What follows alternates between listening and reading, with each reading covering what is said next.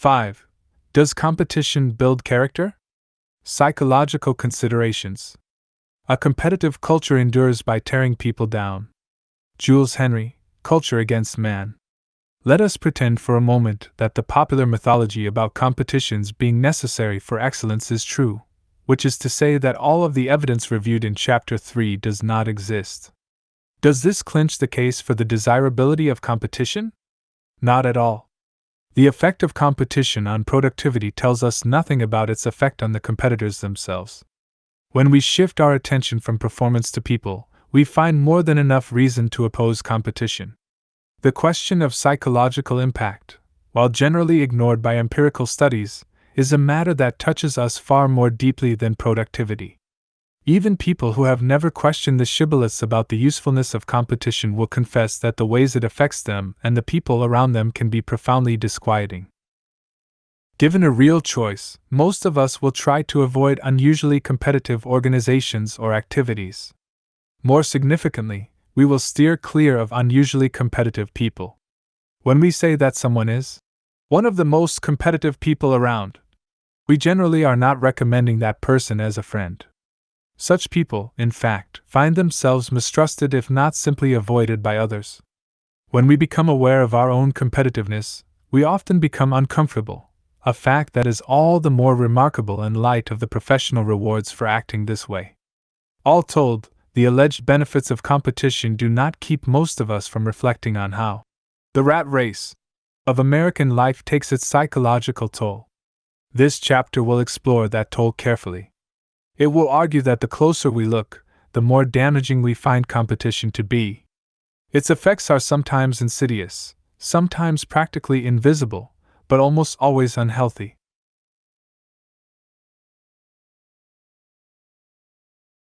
Before considering the consequences of competition, however, it might be wise to look into its causes.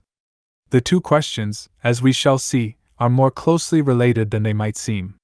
Why we compete. The reasons for trying to be successful at the price of other people's failure are numerous and multilayered. Sociologists and anthropologists explain this, as they do most things, in terms of cultural norms. These norms congeal into structural competition, and can become so entrenched that non-competitive alternatives virtually disappear from the workplace, the schoolroom, and the playing field. This structural competition also shapes our attitudes and beliefs, thus encouraging intentional competition. Behavioral psychologists, meanwhile, are less concerned with norms than with the specific ways we are trained to be competitive. We are directly rewarded for displaying such behavior, and we also watch others being rewarded for it. As we saw in Chapter 2, the combination makes for an effective learning program. In simple language, we act competitively because we are taught to do so, because everyone around us does so, because it never occurs to us not to do so, and because success in our culture seems to demand that we do so. It does not deny the usefulness of these explanations to supplement them with the perspective of depth psychology, which is concerned with the unconscious roots of our behavior. Psychoanalysts have contributed incalculably to the way we think about ourselves, but one of their central contributions, whose relevance to competition will shortly become clear, is the idea that we may unconsciously turn a wish or fear into its opposite. This can happen in several ways. Unacceptable feelings of hostility toward people we are expected to love, for example, may be transposed into exaggerated concern.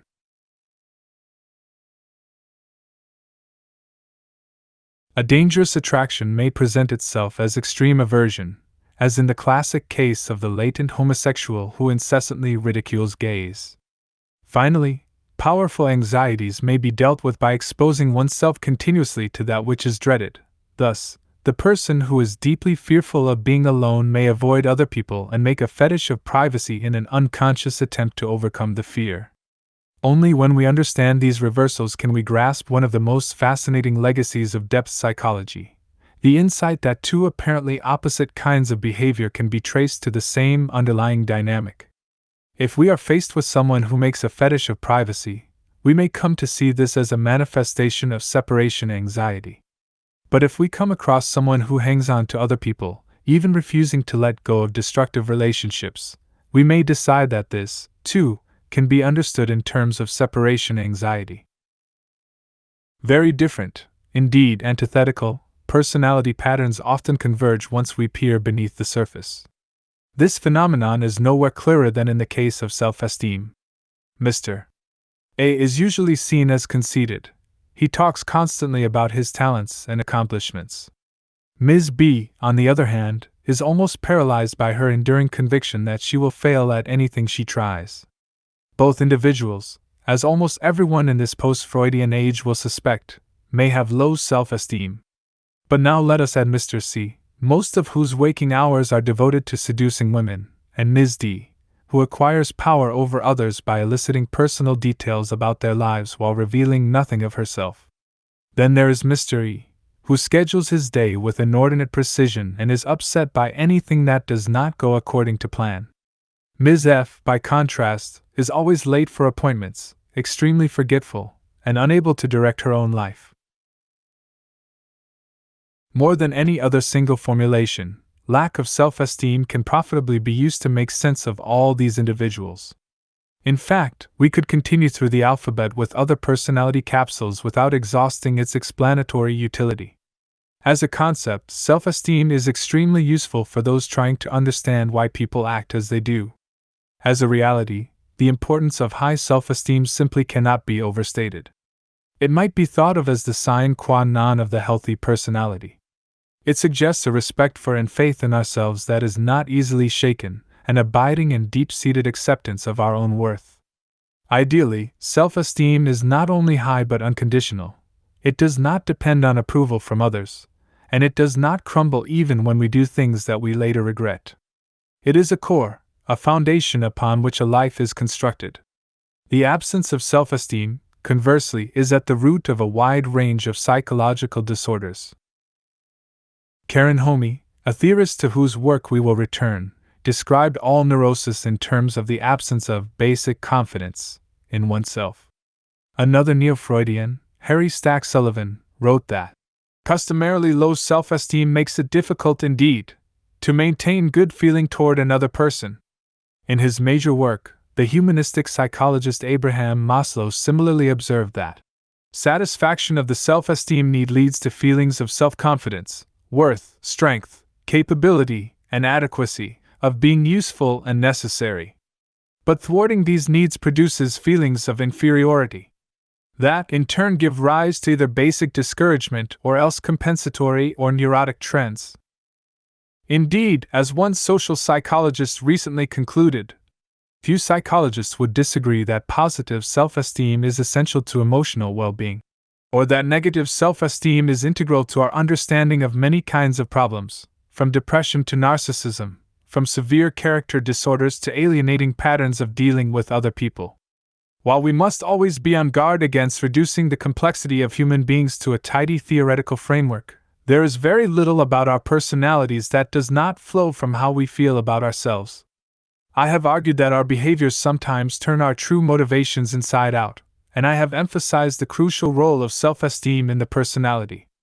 When we put them together, these two ideas allow us to understand competitiveness more fully. Specifically, I would offer the proposition that we compete to overcome fundamental doubts about our capabilities and, finally, to compensate for low self-esteem. Let us consider the two components of this formulation in turn. First, competing at a given activity reflects insecurity with a particular facet of ourselves. We try to be the best lover, or have the most lovers, because we fear we are not really lovable. We want to have a more impressive job than others because we suspect our skills are actually deficient. Second, these specific capacities stand for a global sense of inadequacy, that is, low self-esteem. Lovableness or professional skills in these examples can be said to recapitulate the whole self. To say that we become invested in certain qualities is to say that they are placeholders for our very selves. Sometimes, though, there are no such placeholders, no mediating qualities or skills. Some competitive desires, to earn more money, for instance, or be judged more attractive, can be understood immediately in terms of low self-esteem. This is even more evident with people whose competitiveness is not restricted to a particular activity, those who turn almost every interaction into a contest.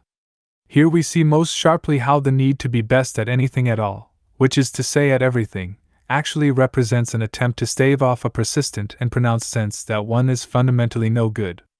The important point, though, whether or not there is some mediating quality involved, is that competitiveness eventually comes down to self-esteem. Doing well, as we saw earlier, is different from doing better than others.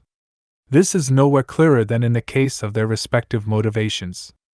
All of us enjoy the sense of accomplishment that comes from being particularly good at something.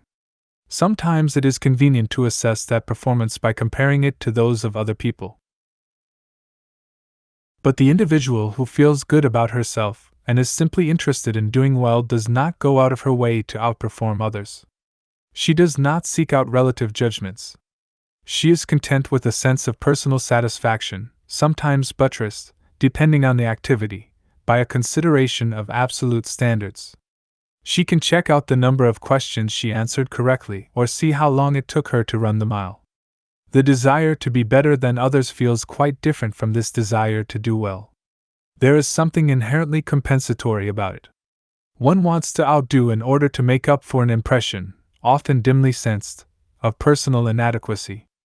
Unlike the joy of flexing one's muscles or intelligence, which is sufficient unto itself, one wants to be stronger or smarter than others in order to convince oneself at some level that one is a good person. If competition has a voice, it is the defiant whine of the child. Anything you can do, I can do better.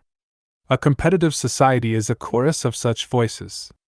And the energy of such a society, to switch metaphors, is provided by a combination of obsessional thinking, anxiety over personal inadequacy, and hostility requiring an outlet. According to Lawrence Frank, it is not quite accurate to talk about wanting to beat others, however, because one is responding to the push of self-doubt rather than the pull of accomplishment. Competition is more a need than a desire. Maslow has distinguished between B for being and D for deficit motivations with respect to love and cognition. Love, he said, is characterized by an almost aesthetic pleasure, an admiration for a specific person. D-love is experienced as an urgent need, a drive whose object is generic. We can think of psychological growth as the process of moving from D to B. Only after our basic needs are met can we proceed to a higher level of loving and thinking and living. Notwithstanding the finery in which it comes dressed, competitiveness is in reality a deficit-motivated trait. Being good at an activity is something we choose to do. Outperforming others is experienced as something that we have to do. Our self-esteem is at stake. The obvious way to verify that competition is more a need than a desire is to see what happens when a competitive person is deprived of a chance to compete. Or, since the need to compete is really the need to win, we can watch what happens when such an individual loses. The result is more reminiscent of depriving a hungry person of supper than of removing a choice dish from the gourmet. One extraordinarily competitive businesswoman, who was transferred to a non-competitive work environment, described her situation to me recently as being like suffering a slow death. This sort of reaction suggests that one's very self is on the line. Lending further credence to this is the fact that the original urge to compete may be experienced as a fear of not competing. "Whenever I enter a competition," said one marathon runner, "I'm fearful and apprehensive to try it. It's hard to go to the line. But I'm fearful and apprehensive not to try it. To do something because the psychological consequences of not doing it are too painful is quite different from doing something because of the gratification it provides. When the opportunity to alleviate that pain is removed, we would expect a reaction of anxiety or panic or rage. Thus, the actual reactions of competitive people support the proposition that it is low self-esteem that motivates them. For many, competition feels like damage control. The point is not so much triumph as vindication, not so much winning as not losing. To lose is to have one's inadequacy exposed. It is dreadful confirmation of precisely what was feared in the first place.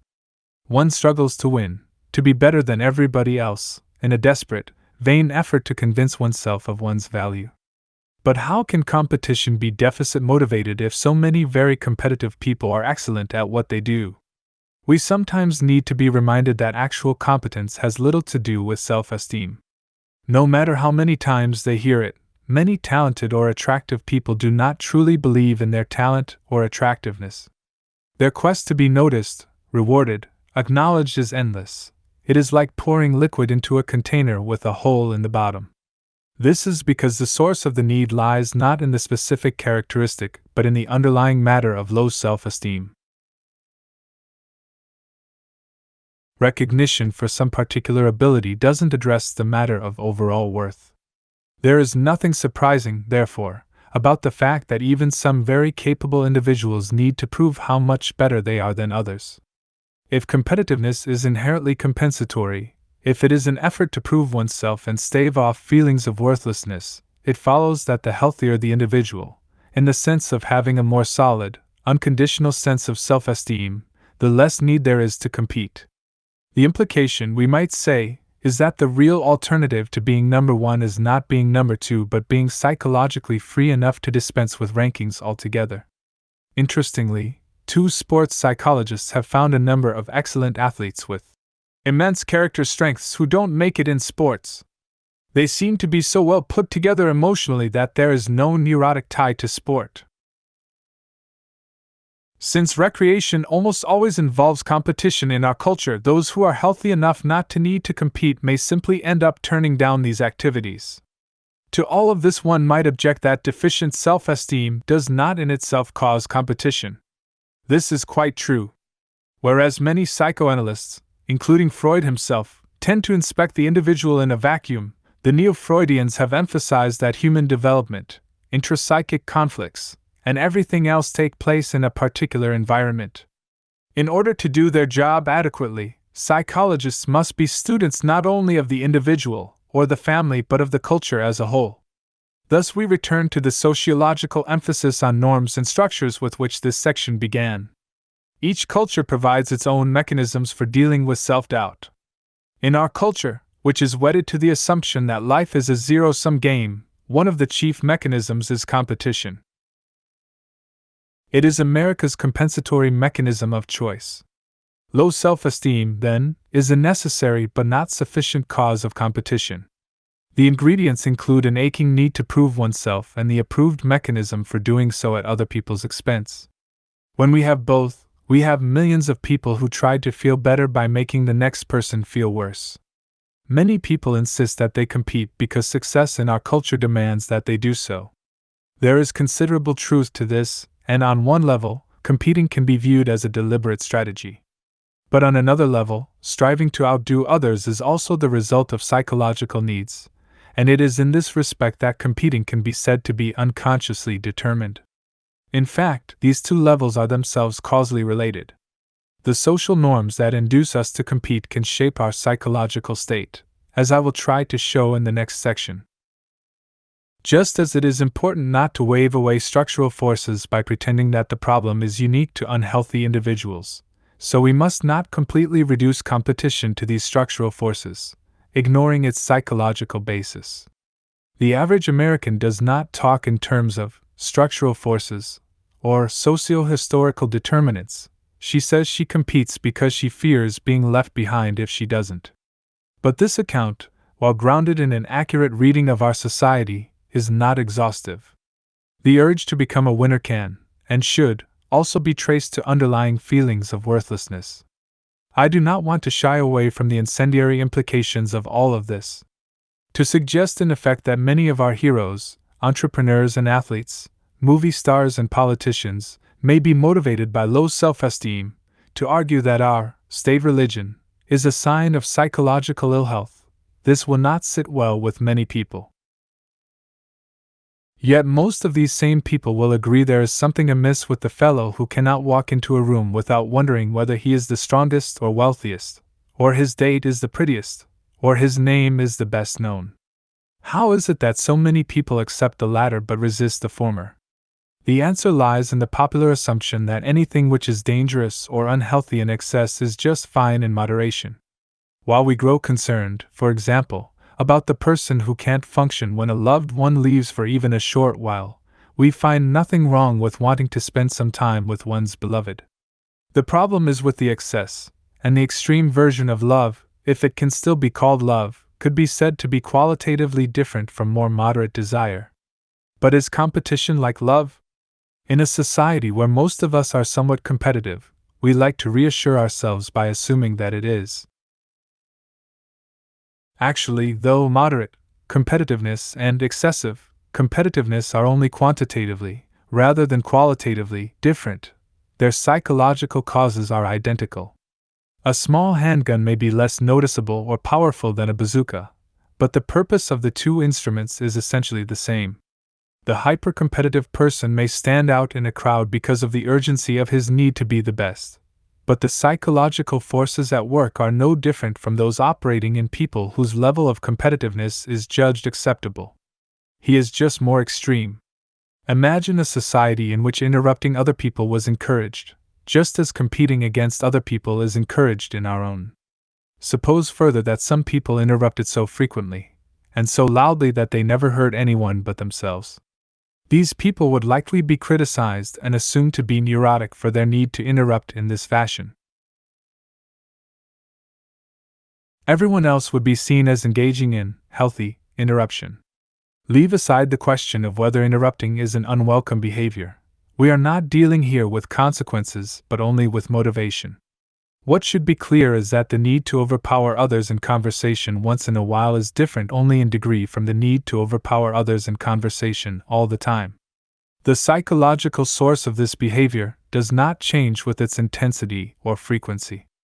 And the same is true of competition.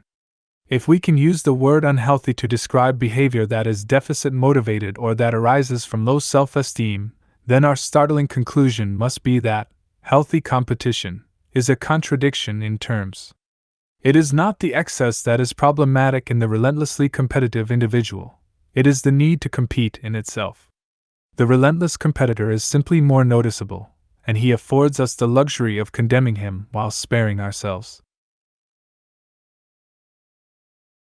In reality, he is but an exaggeration of ourselves. What we see in neuroses, said Horney, is only a magnified picture of what is often normal in a competitive culture. It is rather like the person who unthinkingly cheats on his tax returns but becomes outraged over instances of real theft. The big-time thief is really just the ordinary tax cheat writ large. The technique is different, as is the number of zeros, but the motivation is exactly the same. To be sure, we should not pass lightly over the fact that some people are more desperate than others in their need to win.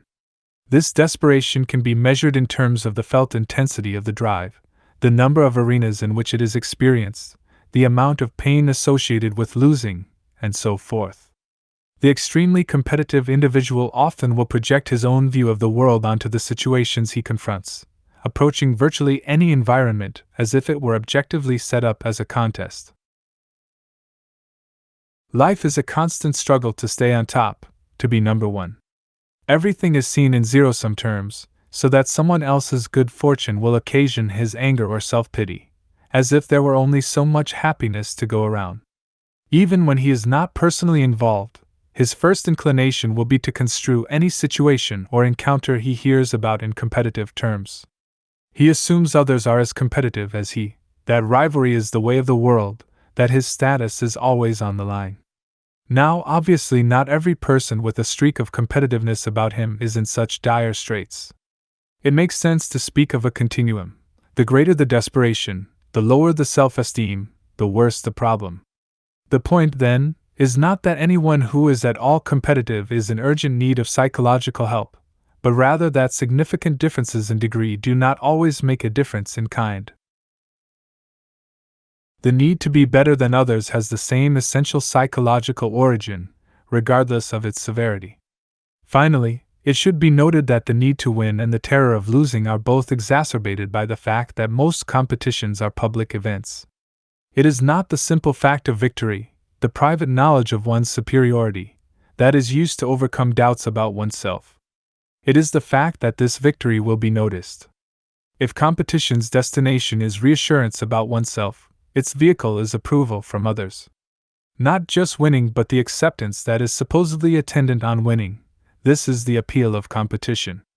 In sports, acceptance may mean the approval of the coach, as former pro football player Dave Megizi writes. Although I played time and again with injuries, and told myself I was doing this because it was in the best tradition of the game, it was really to get approval from the coaches. We moved in an Oedipal lockstep. The more approval they gave me, the more fanatically I played. The Oedipal reference here signifies, of course, that the coach functions as a parent's surrogate. In her interviews with competitive swimmers, Jennifer Levin found that love, a family, the approval of a significant paternal figure, came up time and time again when women spoke of the early motivation to compete. The psychoanalytic equation runs something like this. Winning equals coach's approval equals parents' acceptance equals acceptance of self, self-esteem. Often approval is sought from spectators, too, and this is not only true of athletic contests. Other kinds of competition offer the same sort of reinforcement. There are the office mates who quickly learn of one's promotion, the dinner companions who listen to one's games of one-upmanship, the other students who see the honor roll posted on the wall. Furthermore, as Stuart Walker observes, competitors seek to be admired and accepted by those they compete against. The competitor returns to competition repeatedly and seeks to perform well, partly in order to please them. He knows that all the world loves a winner, and believes that his competitors will love him when he wins. Where there is no love, envy will do. Where approval is not forthcoming, it will simply be assumed.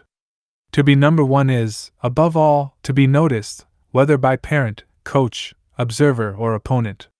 To be noticed is to be someone. To be a someone soothes a trembling self-esteem. Winning, losing, and self-esteem. A personality attribute could be considered healthy with regard to its effects even if it seemed unhealthy in light of its motivation. So we ask, is competitiveness a psychologically constructive force? Does the act of competing strengthen the shaky self-esteem that gave rise to it? Such an effect might take place for the simple reason that living up to the norms of one's culture is rewarding. When we do what is expected of us, we feel better about ourselves, and competitiveness is expected of us in this particular society. Where competition is not the norm, we would expect that this effect would not exist, and we would be right. But even in a very competitive society, the cultural norm effect is overshadowed by the dynamics of competition itself. These dynamics, unhappily, have just the opposite result, undermining rather than bolstering self-esteem. In her studies of children in the mid-1970s, educational psychologist Carol Ames decided to see how children act under competitive conditions.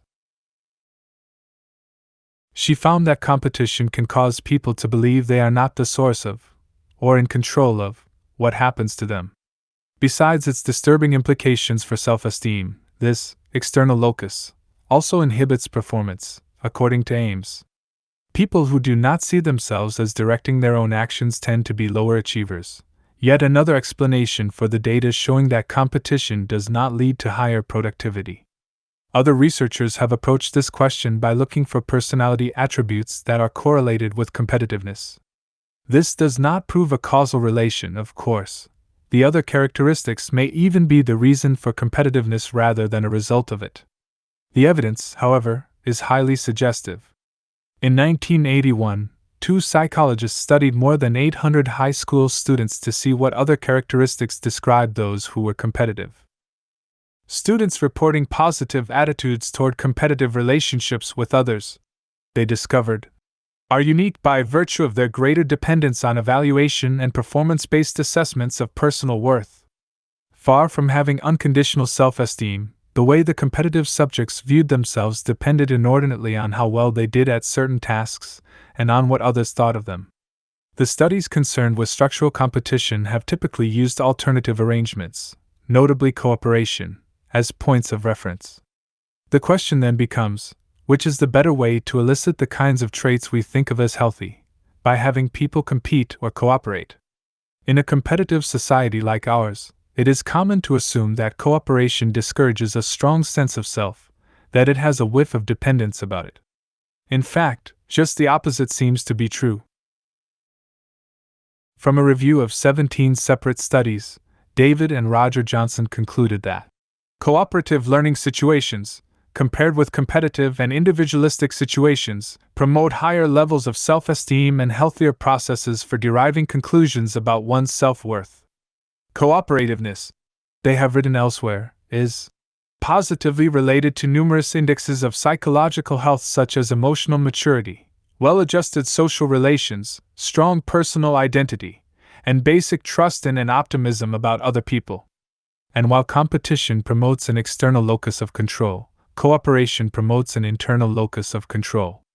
Those who work with, rather than against, others feel more in control of their own lives. Other researchers have found much the same thing. When Elliot Aronson tried out a model of cooperative learning in elementary schools, he found that participating students developed greater self-esteem than children in traditional classrooms.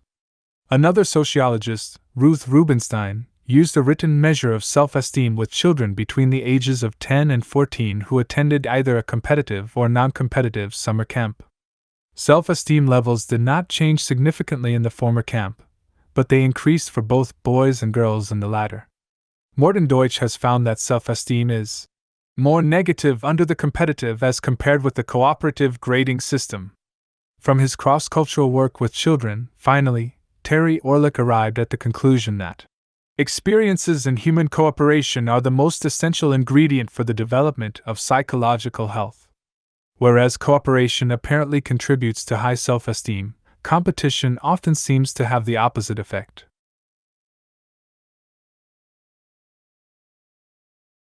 Why should this be? The first part of the question is easier to answer. Cooperation, which involves sharing skills, is, as we have already seen, a more productive arrangement. The greater success it yields helps each participant feel better about himself. Second, cooperation promotes greater interpersonal attraction, as we will see in the next chapter. People feel valuable and valued when their success is positively related to that of others, rather than negatively related, as in competition. That cooperation is healthy, then, should not be surprising. By the same token, competition's effect on performance and interpersonal regard may tell us something about its unhappy psychological consequences. But we can go further than this. There are several very good reasons why trying to outperform other people fails to allay the very self-doubt that gave rise to this behavior. The simplest explanation is that most competitors lose most of the time. By definition, not everyone can win, and in practice, few do. In a one-on-one contest, the odds are 50-50. More commonly, competition is structured to produce a single champion and many more losers. If we feel impelled to prove ourselves by triumphing over others, we will feel humiliated when they triumph over us. To lose, particularly in a public event, can be psychologically detrimental even for the healthiest among us. At best, some exceptional individuals might emerge without damage to their self-esteem, but it is difficult to see how losing can enhance it. No one in a culture as competitive as ours is unfamiliar with the experience of being flooded with shame and self-doubt upon losing some sort of contest. And when we add the phenomenon of anticipating loss to the occasions of actually losing, it becomes clear that the potential for humiliation, for being exposed as inadequate, is present in every competitive encounter. The more importance that is placed on winning, in the society, in the particular situation, or by the individual, the more destructive losing will be. The greater the investment. As Stuart Walker put it, the greater will be the grief when we fail. When emphasis is placed not upon what is accomplished but upon what is publicly recognized, not upon the demonstration of competence but upon winning, then the competitor eventually comes to believe that he is defective and deserves to fail. Walker is describing the process of internalizing failure, of coming to equate losing with being a loser. It is a gradual process, but it is taking place at any given instant in our playing fields and classrooms, our offices, and even our homes. As we might expect, this terrible process takes place more rapidly and decisively with those whose self-esteem is precarious to begin with.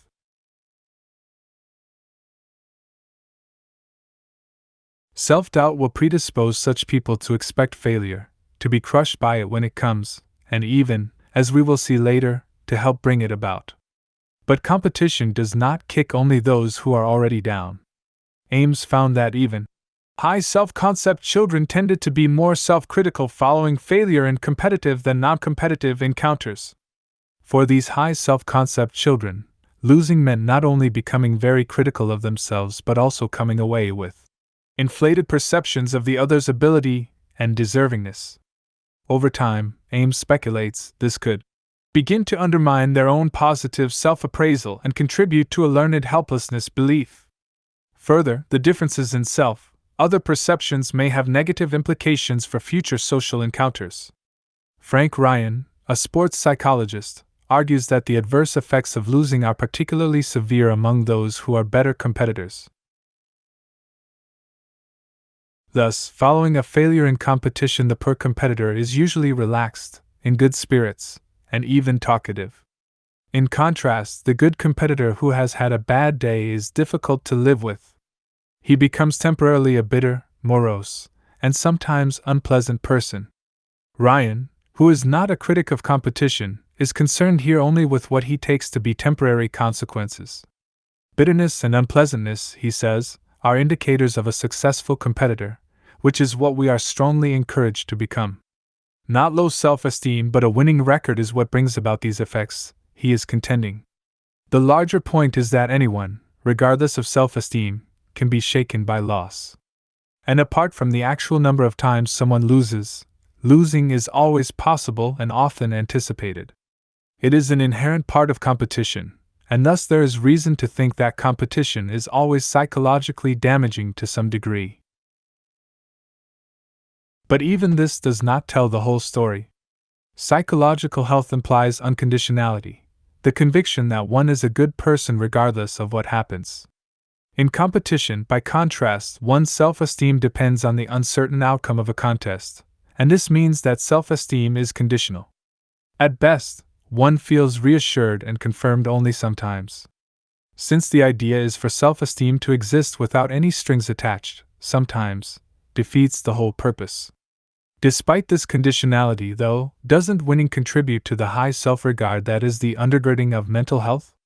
Can it offset the ill effects of losing for the victor? Victory, after all, is the goal, both the structural objective of the competitive encounter and the psychological rationale for participating. And winning is a tonic. No one who has been awarded a prestigious prize or clinched a title or defeated a long-standing rival can deny the thrill of triumph. Despite this excitement, however, winning fails to satisfy us in any significant way and thus cannot begin to compensate for the pain of losing. This is true, first, for structural reasons. Winning offers no genuine comfort because there is no competitive activity for which victory is permanent. Whether we are talking about chairman of the board, Super Bowl champions, or the perversely prized status of most heavily armed nation, to become number one is immediately to become the target for one's rivals. King of the Mountain is more than a child's game, it is the prototype for all competition. Subjectively, the status of being envied and targeted by others may be superficially gratifying, but it is also deeply unsettling. Objectively, the reality is that it is only a matter of time until one becomes a loser again. Even after winning the Super Bowl, writes George Leonard, Dallas Cowboys coach Tom Landry still wore his mask of fear.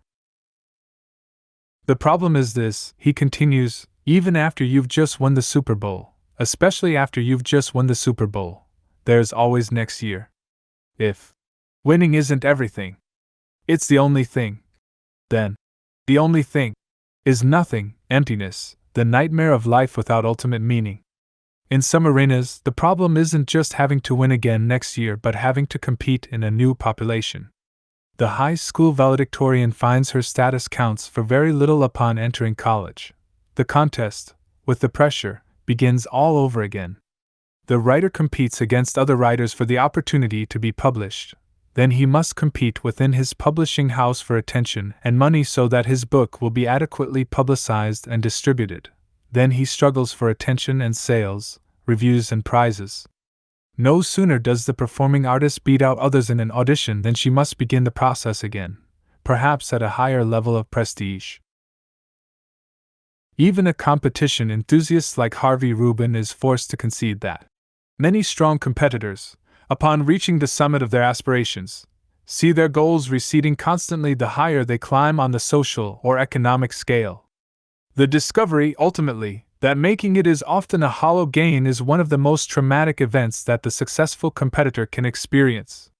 The problem runs far deeper than these structural limitations, however. Apart from the objective absence of finality to competitive success, there is the psychological gulf between euphoria and fortification of self-esteem. One can get a powerful high from any number of substances and feel temporarily good about oneself and the world, but it would be difficult to argue that a snort of cocaine or a shot of whiskey can improve one's psychological health in any meaningful way.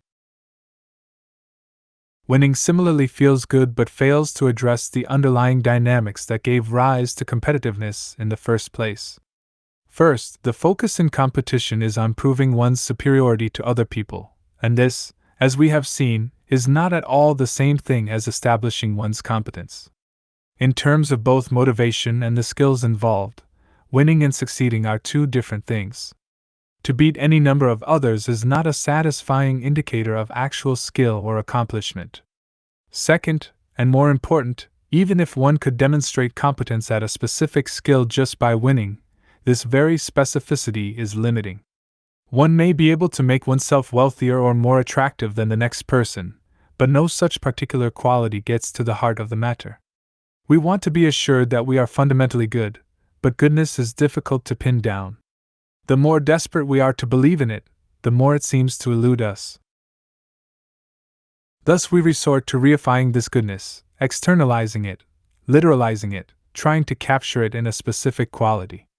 But being number one with respect to this quality can never satisfy the deeper, more global need for which it stands. The proof for this argument lies in the ephemerality of victory's thrill. We may be giddy with delight for a time, but we soon come back to earth. In fact, those who compete on a regular basis report that both the intensity of the pleasure and its duration decline sharply over time, precisely as one develops a tolerance to a drug. After winning 7 gold medals at the 1972 Olympics, Mark Spitz reported, "I became sick of myself.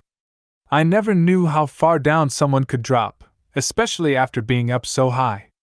Even without such a pronounced mood shift, any competitor knows that the effects of winning are not lasting, and this alone tells us of its irrelevance to psychological health. Self-esteem is not a passing thrill. But if we are not really reassured or satisfied even when we win, what do we do when the pleasure fades? We compete again. This answer is immediately obvious to us based on our experience, but quite puzzling when we pause to consider the situation rationally. Instead of turning to other, more promising, means for meeting our needs, we return to the very approach that has failed us. Although boat racer Stuart Walker is, like Rubin, an enthusiast of competition, he accurately identifies this cycle. Winning doesn't satisfy us. We need to do it again and again. The taste of success seems merely to whet the appetite for more. When we lose, the compulsion to seek future success is overpowering. The need to get out on the course the following weekend is irresistible. We cannot quit when we are ahead, after we've won, and we certainly cannot quit when we're behind, after we've lost. We are addicted. The act of returning again and again to a strategy that fails does indeed suggest that something very like an addiction is at work here. One thinks of the compulsive gambler. He loses money and is driven to make it back in the next hand, or race or game. He wins money and, unsatisfied, tries to win still more. Instead of contributing to our self-esteem, then, beating other people contributes only to the need to continue trying to beat other people. The consequence of competition and the cause of competition are reciprocally related, just as the consequence and cause of drinking salt water. When we talk about competition, we are talking about a vicious circle. The more we compete, the more we need to compete. Feelings of competition cover the deeper feelings of insecurity.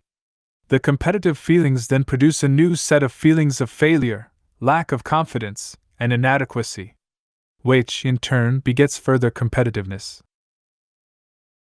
This cannot be conveniently dismissed as the profile of a neurotic individual. As we shall see shortly, it is a description of how competition itself works. The strength of this cycle is not uniform for all people, however. We would expect that the intensity of the effective competition would reflect the intensity of the original need to compete. This means that those whose self-esteem is lowest, whose psychological need is greatest, are those who will be most viciously hooked on competition. The effect is most powerful where the need is most pronounced. The other variable that affects the strength of the cycle is the importance placed on winning in the specific situation, and, in the long run, by the entire society. The more we reward being number one, the more we contribute to an addiction to competition. This is an addiction that takes hold despite competition's failure to contribute to our self-esteem, or rather, precisely because of this failure. And since, as we have seen, both winning and losing have undesirable effects, it seems clear that the problem lies with competition itself. Denying the damage. At the end of the Monty Python movie The Life of Brian, scores of people who have been nailed to crosses begin bobbing their heads and singing a cheerful ditty called "Always Look on the Bright Side of Life." This irreverent sequence neatly satirizes a relentless, Candide-style optimism which should be quite familiar to us.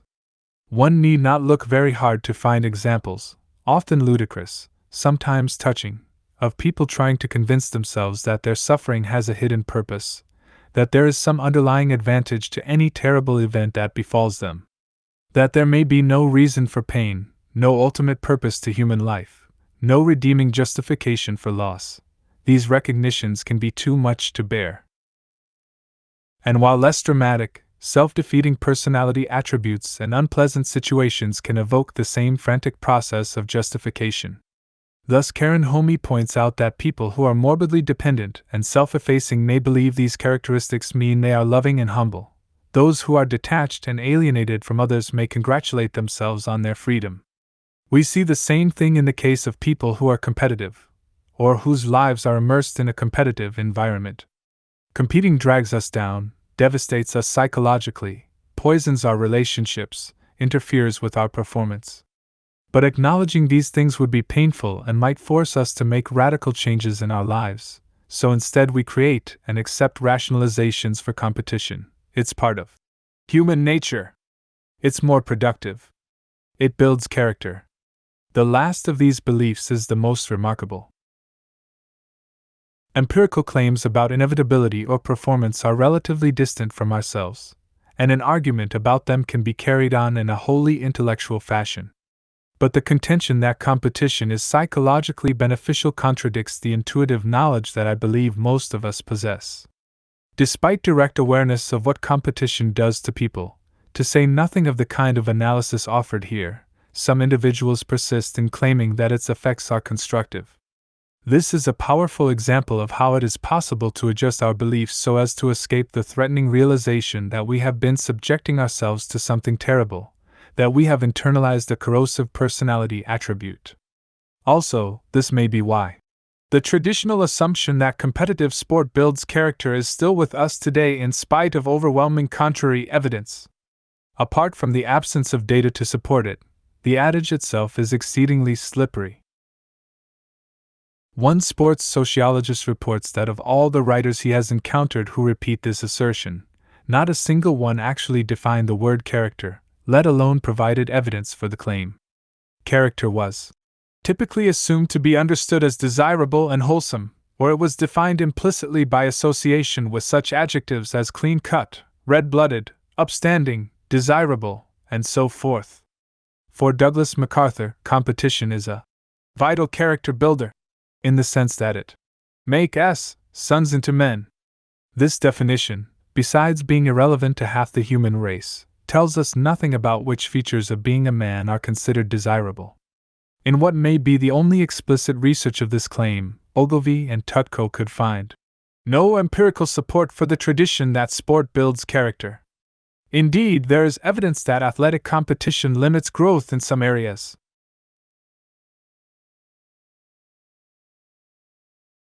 Among the problematic results they discovered were depression, extreme stress, and relatively shallow relationships. Ogilvy and Tutko also found, as mentioned before, that many players, with immense character strengths, avoid competitive sports. Finally, they discovered that those who do participate are not improved by competition. Whatever strengths they have were theirs to begin with. Presumably related to the idea of character are such notions as self-confidence and well-being, as well as self-esteem. Popular magazines often contain articles asserting that competition promotes these things, and such unsubstantiated claims find a ready audience. Other proponents of competition take the more moderate view that while competition may well damage self-esteem, it does not always have this effect. Richard W. Egerman, a philosopher, offers 3 such arguments, which will be considered in turn. First, he proposes that competition may be harmful only to children, who may be peculiarly liable to dangers of comparisons of relative worth in a way that adults are not. It is true that much of the research on competition's psychological and performance-related effects has been conducted with children. However, this probably reflects the accessibility of children as research subjects and the special interest in children on the part of the investigators rather than an assumption that adults do not experience the same effects. Certainly, most theoretical studies of competition, including this one, are also concerned with its consequences for adults. Children may well be peculiarly liable to its dangers, as Egerman suggests, because of their greater malleability. Indeed, a recent panel of sports medicine experts urged that children under the age of 8 or 10 should not participate in organized, competitive sports because they could impede children's psychological, sociological, and motor skill development. But this does not argue against the unfortunate consequences of competition at any age. The dynamics of self-esteem that make competition detrimental in our youth are not features that we outgrow. And research on the benefits of cooperation is just as strong for adults as it is for students. Second, Egerman contends that competition is damaging only for the insecure or neurotic competitor. The problem, in other words, rests with the individual and not with competition itself. This is the same assumption we encountered in the last chapter with critics who suggest that we can leave competitive games in place so long as players care less about who wins them. It is also similar to an assumption we will consider later, namely, that cheating and violence are aberrant behavior for which the wrongdoer alone, and not competition, per se, should be blamed.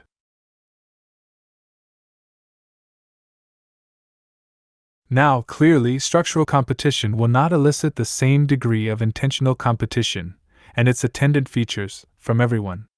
But as should also be clear by now, even solid self-esteem does not confer talismanic protection from the effects of losing. Likewise, the vicious circle engendered by the hollowness of winning is not an event to which only neurotics are admitted, although the speed at which the circle turns may be a function of psychological health.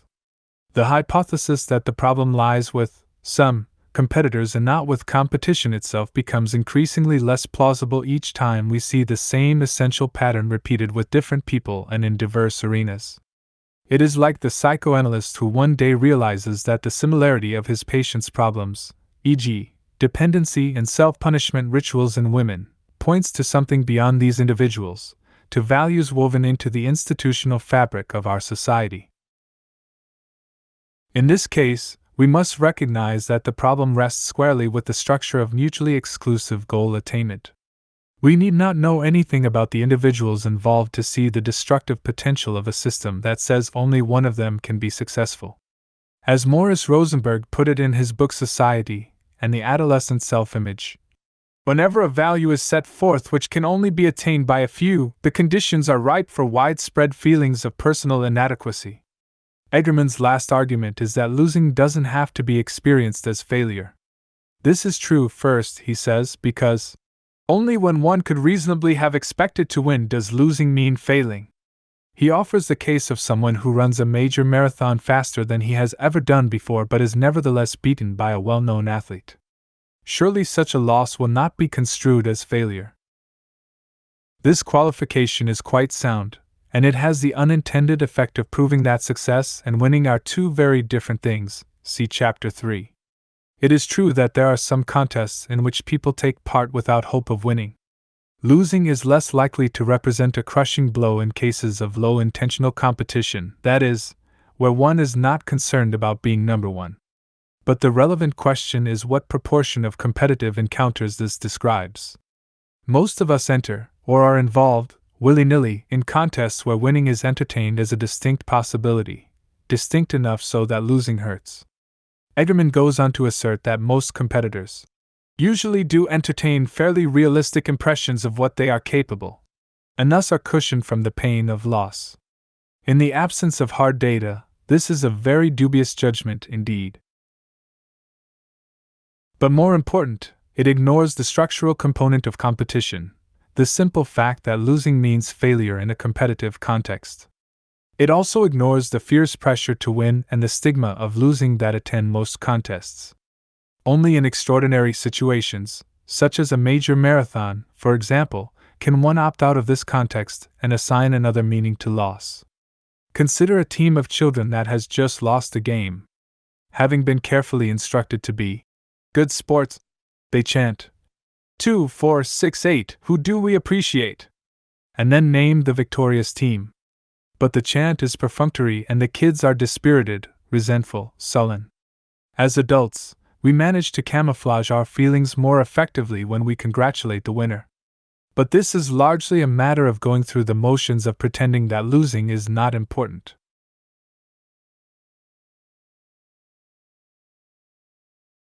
However generous our disposition or high our self-esteem, we can scarcely help but feel the brunt of a loss given the nature of competition itself and the powerful forces of a competitive society.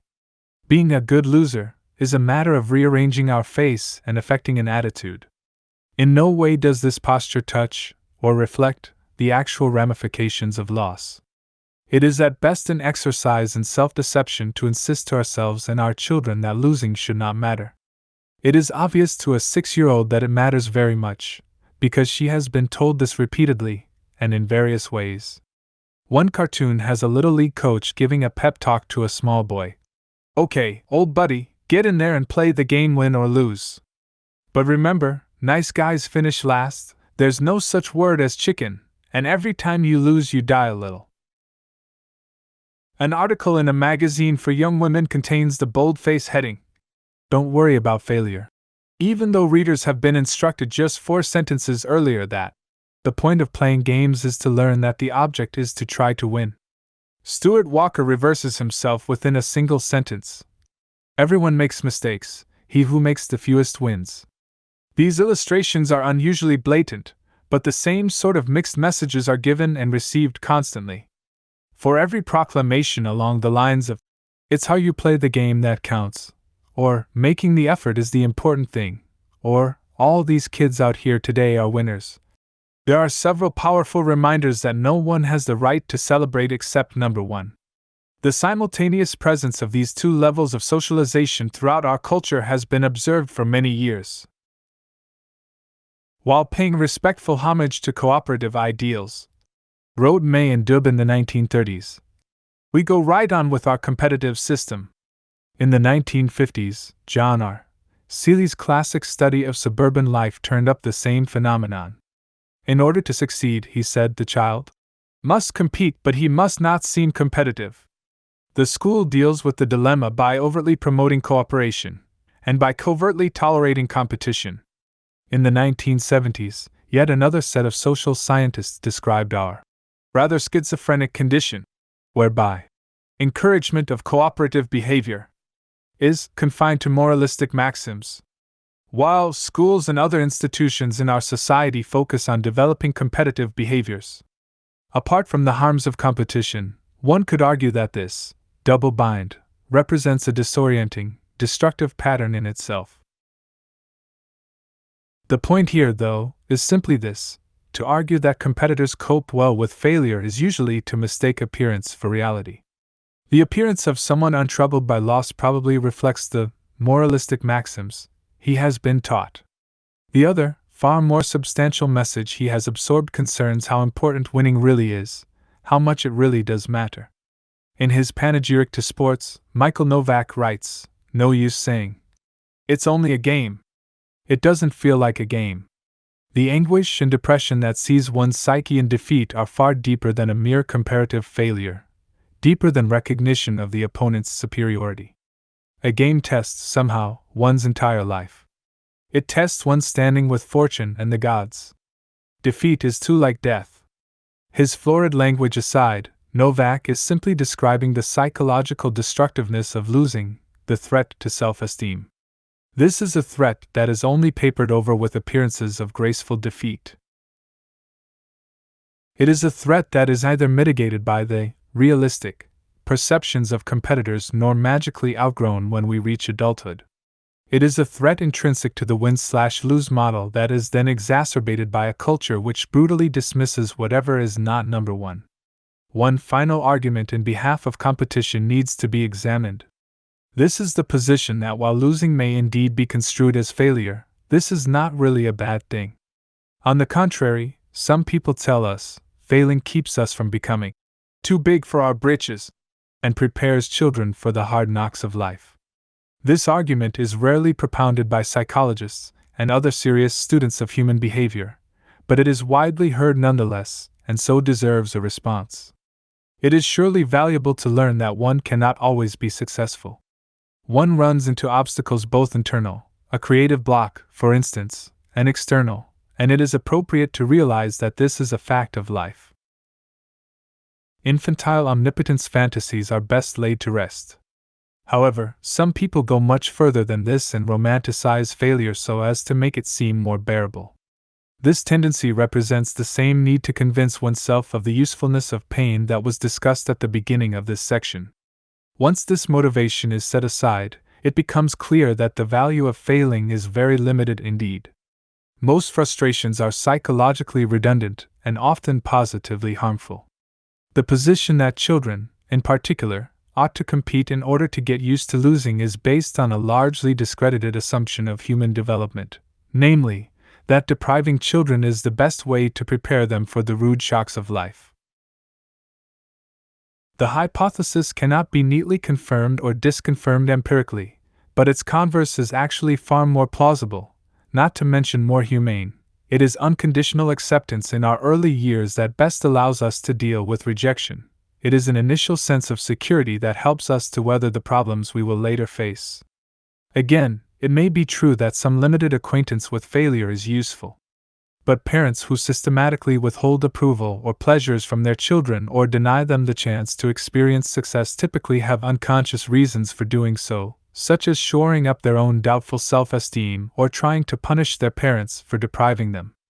These hidden agendas are then simply rationalized as being in the child's best interest. The idea that we are best prepared for unpleasant experiences by being exposed to unpleasant experiences at a tender age is about as sensible as the proposition that the best way to help someone survive exposure to carcinogenic substances is to expose him to as many carcinogens as possible in early life. Even if we grant a limited usefulness to the experience of failure, furthermore, it is important to emphasize that this experience need not involve losing in competition. One can fall short of one's own expectations and develop all the appropriate virtues of tenacity and discipline. Competitive loss is a particularly noxious kind of failure, one that contains messages of relative inferiority, and that typically exposes one to public judgment and shame. Let it be granted that men should face mortal risks when they are seasoned to it, and be schooled to self-reliance under stern adversity, writes John Harvey. It may still be found possible to secure these ends without making men, so much as now, the enemies of their neighbors. Competition. To say that failing has its value, then, is not at all to justify competition and anxiety. Its effect on self-esteem, as serious as it is, does not exhaust the psychological consequences of competition. This section will consider the matter of insecurity and anxiety. The following section will touch on still other effects. Many are closely related to self-esteem, but they merit individual attention nonetheless. A number of psychologists have proposed that optimal human functioning presupposes a sense of security about the world, a confidence that it is a safe place and one's needs will be met. One's trust in the world out there is closely related to one's trust in oneself. If I cannot depend on what is around me, I will lack the means to accept myself, and I may even come to blame myself for the world as I experience it. That the process of competing can threaten our sense of security will be obvious to anyone who has ever competed. One of the reasons competition interferes with productivity, as we saw in Chapter 3, is that it can be not only unpleasant but an occasion for severe anxiety. This effect has been noted in several research projects. One study found that pupils performing a motor steadiness task became more anxious when they had to compete. Another experiment, involving undergraduates, discovered that competitively structured discussion sections made students feel distinctly more tense and anxious than they did in the cooperative sessions. This anxiety went hand in hand with a greater incidence of self-oriented needs and a loss of self-assurance, underscoring again the link between security and self-esteem. Other investigators, meanwhile, have observed that athletics can be a continual source of anxiety, even for the most talented players. We can identify 3 reasons that competition leaves us insecure and anxious. The first and most obvious is apprehension about losing. Regardless of talent or psychological healthiness, the experience of having to prove oneself by outperforming someone else is invariably unsettling, to say the least. The constant possibility of being defeated simply is not conducive to feeling secure. When we do actually lose, this effect is compounded in subsequent competitive encounters. The process soon takes the form of a self-fulfilling prophecy. The fear of losing makes it more likely that this is just what will happen. Apart from its effect on performance, of course, anxiety is undesirable in its own right. It is one more unhappy legacy of the race to win. The second reason for our anxiety concerns feelings of apprehension about winning. Now this seems most paradoxical given that the whole point of competition is to win. But if we think about it, we realize that it is not uncommon for capable competitors to trip themselves up just as it seems they are about to triumph. Consider the case of athletes who choke in the final round, a phenomenon that only recently has become the subject of scholarly interest. The psychoanalytic tradition helps us to see that this pattern is neither random nor inexplicable. Rather, such people are recoiling from winning in a deliberate, if unconscious, way. Why should they do this? Orthodox psychoanalysts believe that the prototype of all competition is the Oedipal contest with the same-sex parent, the prize being the opposite-sex parent.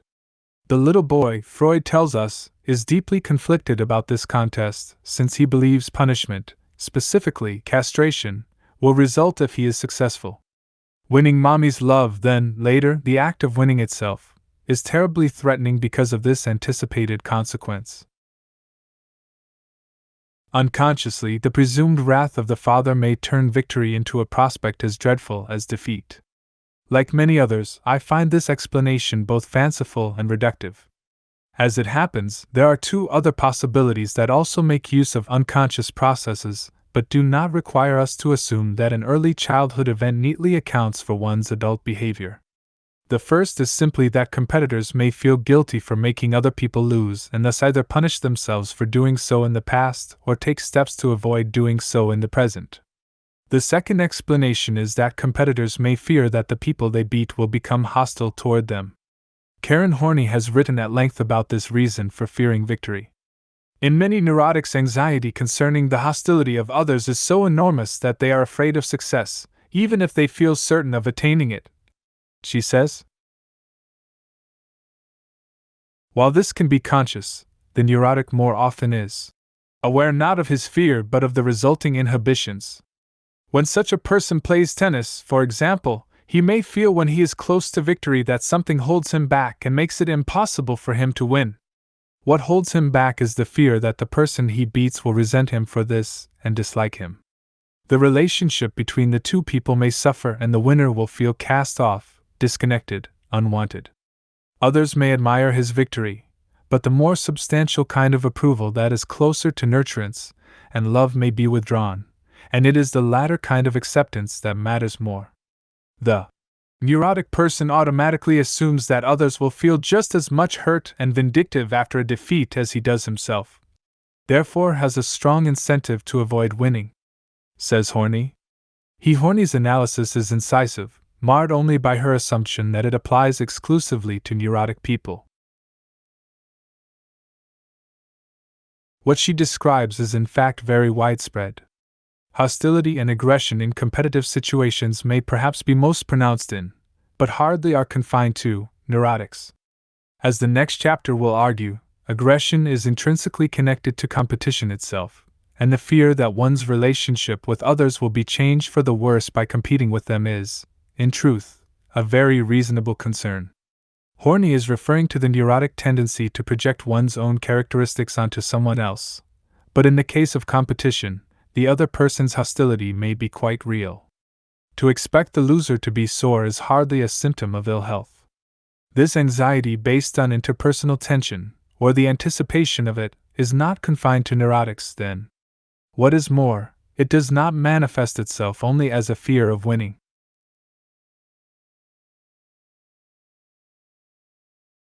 It is the dynamic of competition itself that elicits anxious feelings, and to this extent, interpersonal-based insecurity should be understood as a third, independent reason that competition engenders anxiety, alongside fear of losing and fear of winning.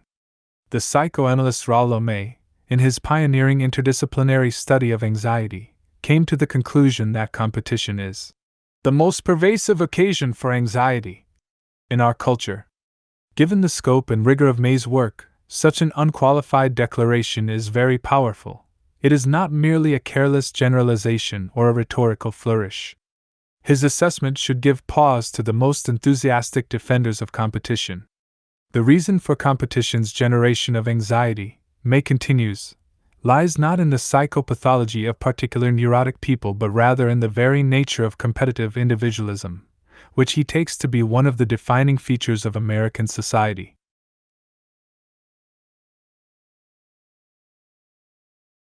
This competitive philosophy militates against the experience of community, and that lack of community is a centrally important factor in contemporary anxiety.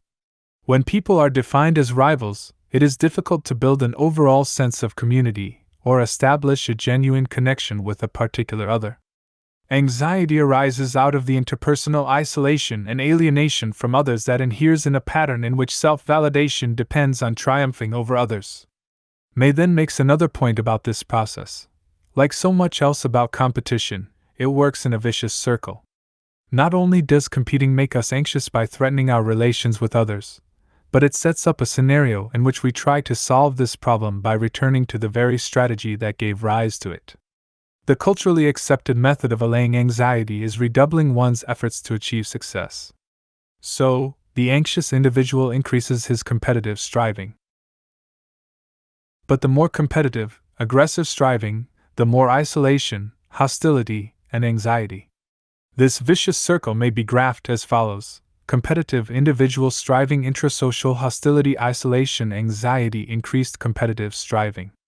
Thus, the methods most generally used to dispel anxiety in such a constellation actually increase anxiety in the long run. In sum, the security that is so vital for healthy human development is precisely what competition inhibits. We are anxious about losing, conflicted about winning, and fearful about the effects of competition on our relationships with others, effects that can include hostility, resentment, and disapproval. Today there is no shortage of articles, books, and most recently, workshops to help us with these insecurities. Any hesitations we might have about beating other people are seen as problems to be managed, not unlike overeating. This makes perfect sense. In a hyper-competitive society, resistance to competing naturally is defined as a weakness, albeit a treatable one. In a nation bent on waging war, soldiers who seem reluctant to kill people similarly are candidates for psychotherapy so they can be returned to normal. The analogy really is not far-fetched because compassion, too, can be construed as a weakness if it is experienced in a competitive situation. Here, for example, is Stuart Walker's reaction to the appearance of generosity during a competitive encounter. Nowadays, whenever I hear myself say, "Well, let's give him a break," I pull up short and ask myself, "Are you surrendering?" Whether deliberate or accidental, all forms of surrender represent regression, relinquishing the joy of self-demonstration for the solace of protection and passivity. Coaches and sports psychologists alike teach athletes to conquer their fears of losing, to overcome their apprehensions about winning, even to equate helping behavior with surrender. And after a while, we do not need to be ridiculed and dismissed as a quitter.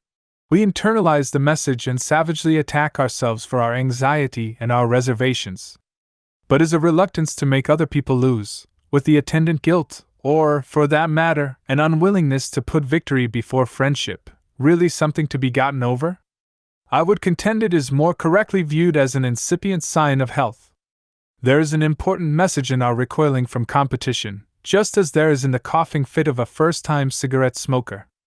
Our task is to reflect on those anxieties, to weigh the values involved, instead of simply setting about the task of anesthetizing our sensibilities so that we can more efficiently triumph over others. The link between anxiety and performance has been documented. I have also said that anxiety or insecurity is undesirable in itself. But there are other manifestations of this psychological state, behaviors and physiological effects, that bear some mention. May, for example, notes that the high incidence of ulcer has often been related to the excessively competitive life in modern Western culture. The psychiatrist Herbert Hendon, an expert on suicide, names competitive pressures as a prominent contributor to the alarming rise in suicide rates among young people.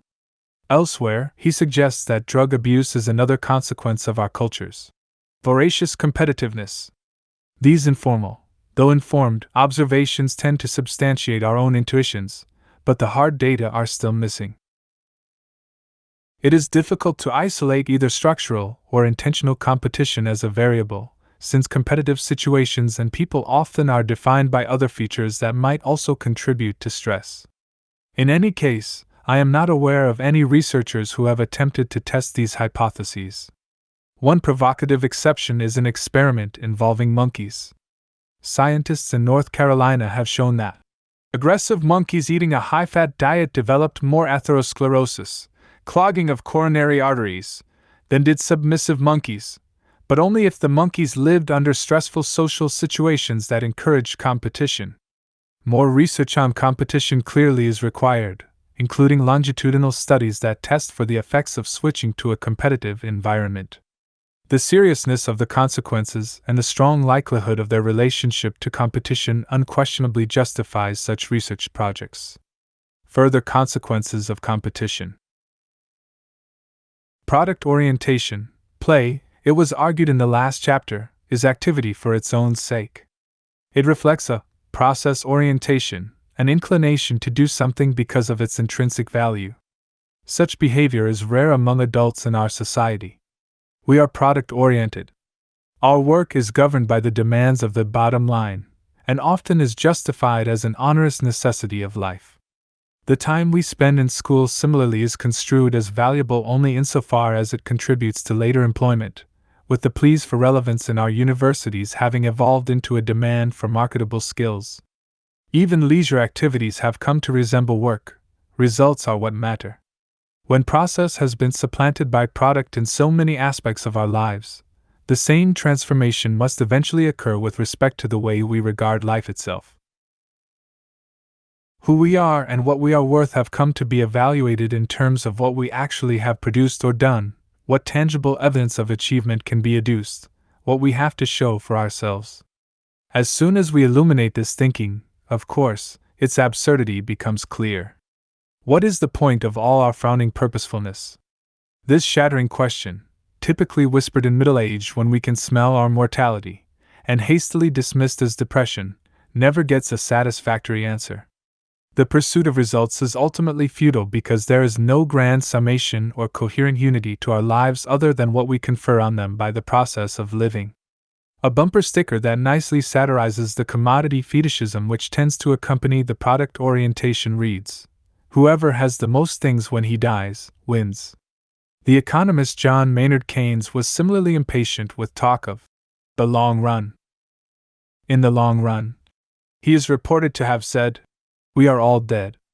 Competition is not the sole cause of the product orientation, but it is a mighty contributor to such thinking.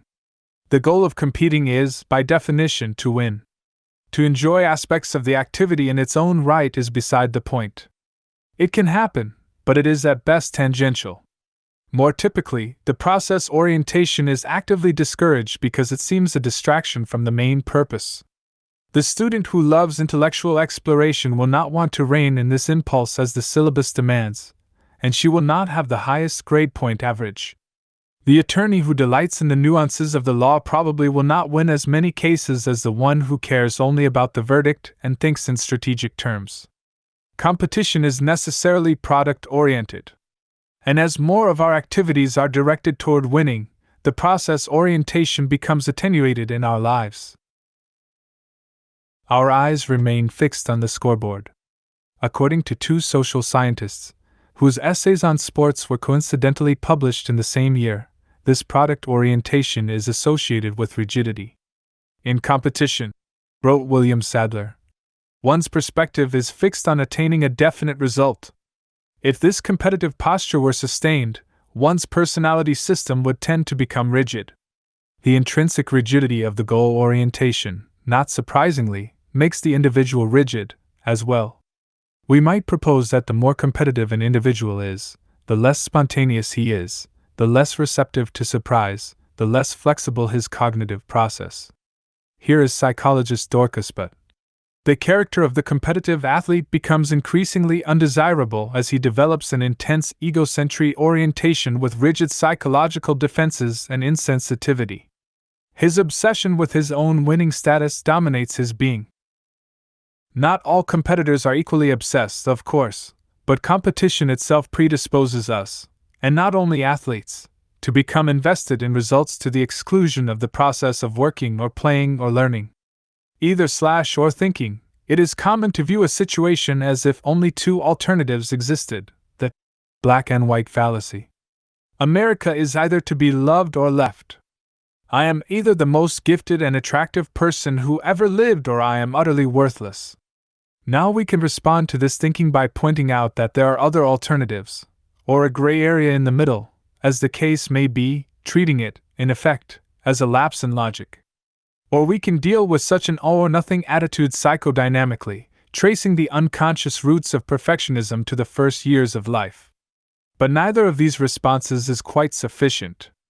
Dichotomous thinking is more than an error in logic. It is a real-life orientation, closely connected to how we deal with other people.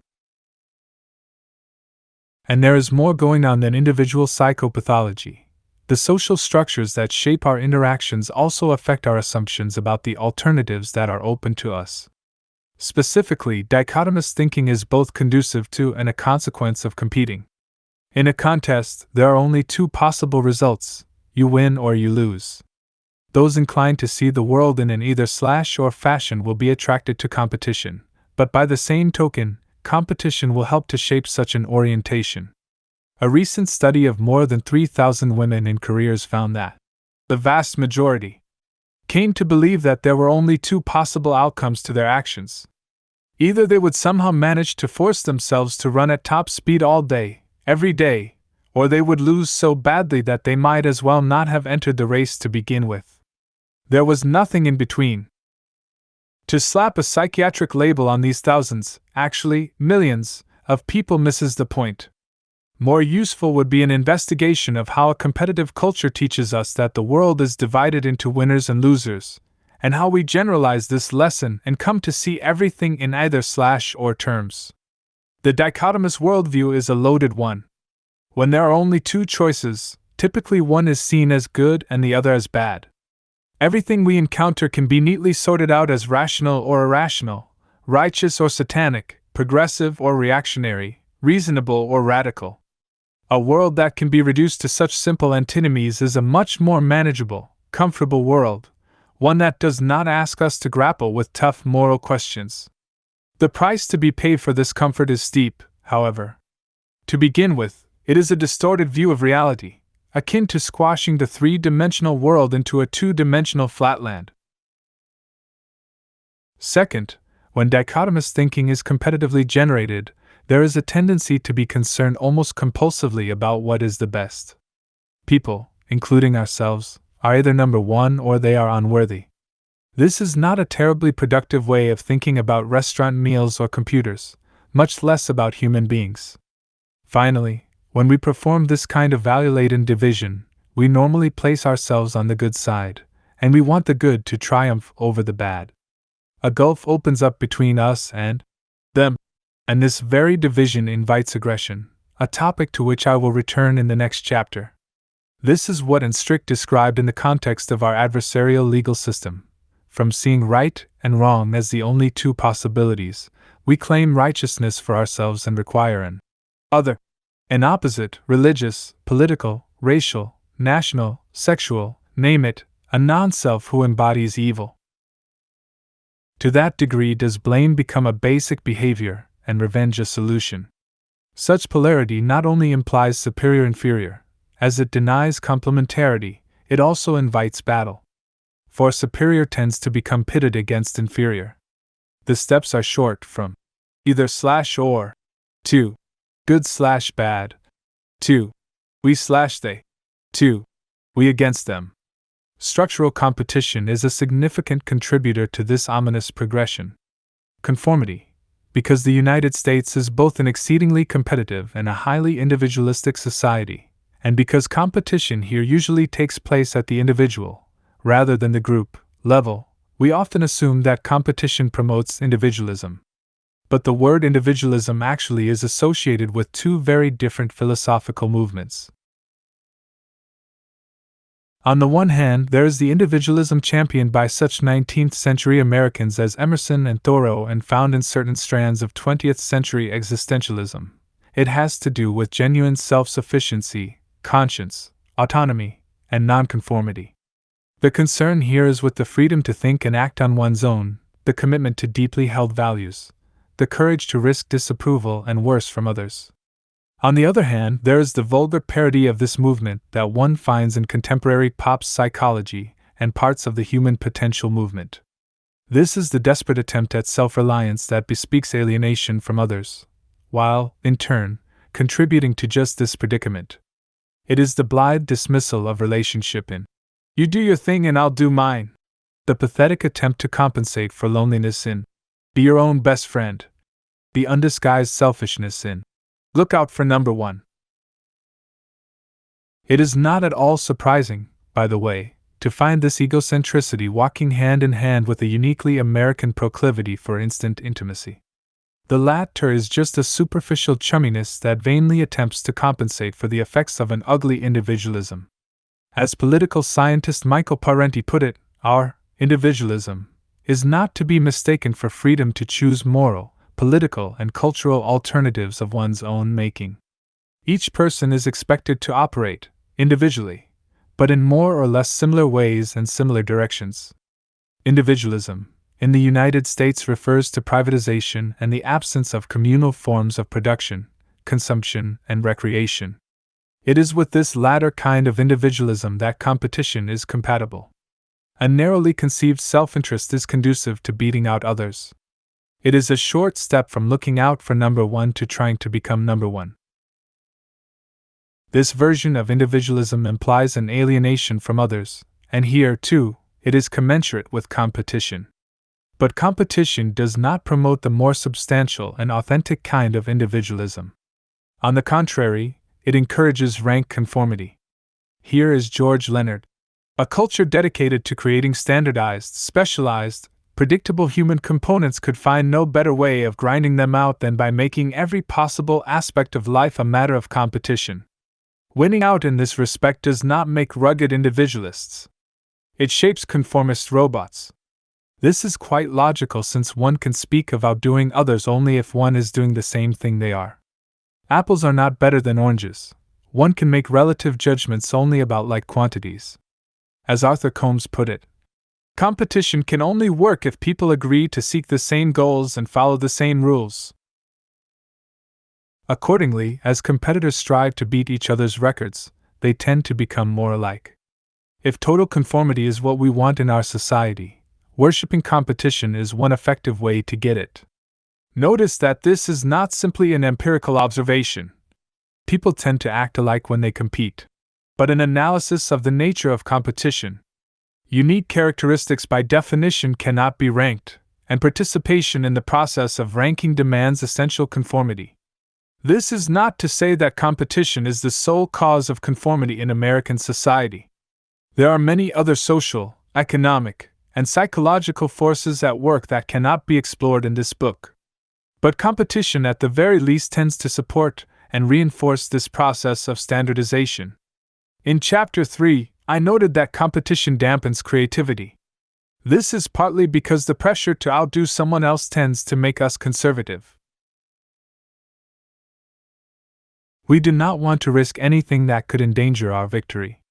Thus, the music critic Will Crutchfield finds that piano competitions result in interpretations that are all too similar to one another. In trying to win, performers concentrate on making no mistakes but shy away from the big technical risks, the truly astonishing effects. Creativity is anticonformist at its core. It is nothing if not a process of idiosyncratic thinking and risk-taking. Competition inhibits this process. The word conformity implies something more than acting like others, of course. To conform is to go along, to accept a situation as it is. Its opposite is not only individuality but the acts of questioning and rebelling. In this broader sense, too, competition seems to promote conformity. If winning is the goal, one naturally tries to avoid doing anything that could jeopardize it. It is true that skillful tennis playing is all that matters on the tennis court. One can act like a petulant child and still win important tournaments. But in most arenas, victory is at least partly subjective.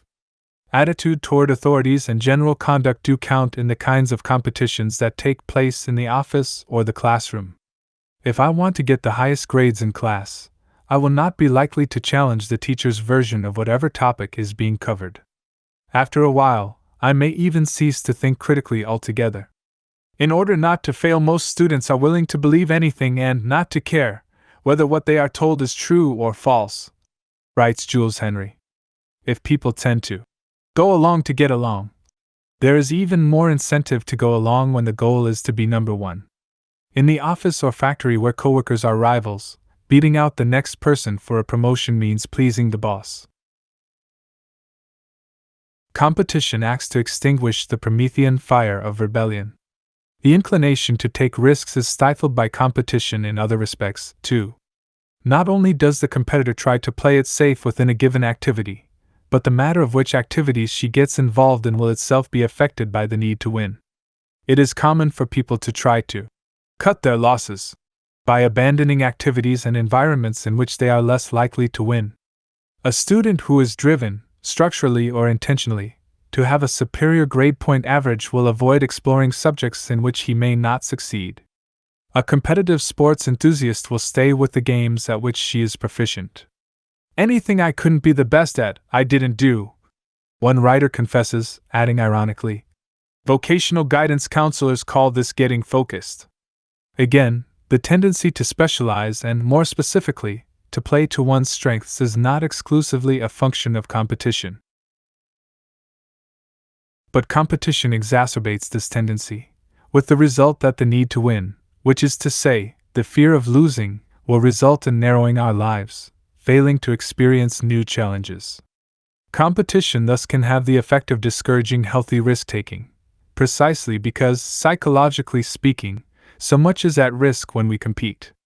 This phenomenon, too, shades into the matter of performance, since risk-taking is a prerequisite for many kinds of achievement. It is true that winning at some kinds of activities requires that competitors take risks. But the pressure to win generally has the opposite effect, and the quality of work suffers. When an artistic task is turned into a contest, children's products reveal significantly less spontaneity. When television networks have to scramble frantically for ratings, they tend not to innovate but to imitate, because innovation requires risk-taking, and risk-taking is antithetical to winning in the short term. It is not a coincidence that the three major American commercial networks, operating within a competitive framework, produce virtually interchangeable programming, whereas the BBC channels in England, which do not have to compete, offer a real choice.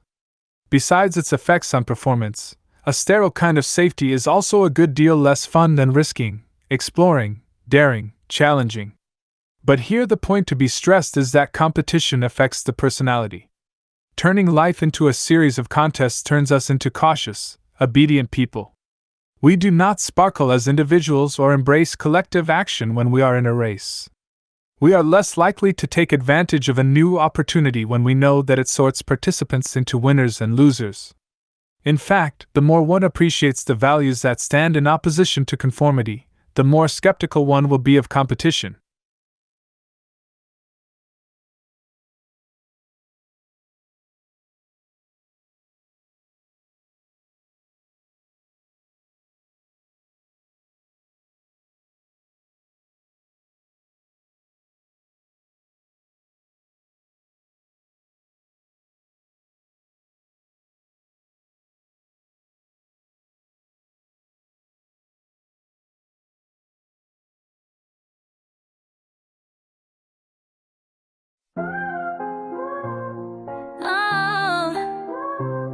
They told us from the start, life's a race to win. Climb the ladder, guard your heart, don't let no one in. But what if there's another way, a path we've never tried, where rising up means lifting those who walk right by our side? We're better together, not made to compete. Stronger in harmony, not in defeat. No need to measure who's winning the game, when we share the joy, the light, and the flame. Cooperation, not conquest, we'll weather the storm. Together we rise where unity's born. Imagine every classroom, every field, and every stage, where helping hands are honored more than envy or rage. What if the prize was empathy, not standing all alone? What if we built a world where every voice is known? We're better together, not made to compete. Stronger in harmony, not in deceit. No need to scramble while others fall down, when lifting each other is how we wear the crown.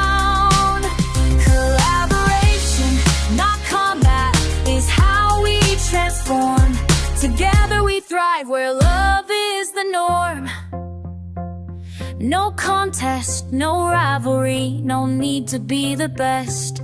Just honest hearts and open arms, let go of all the rest. The world is wide enough for all to find their place. Let's build a better way where kindness wins the race. We're better together, not fighting to lead. True success blossoms in meeting the need. A world where we care, where no one's left out. That's what this life can be all about. Cooperation's the key that unlocks the door. Together we shine, not rich versus poor. So here's to the dreamers who dare to be kind, in a world built on love, not just who's aligned. The game is not winning, it's how we all play. Let's choose connection and start a new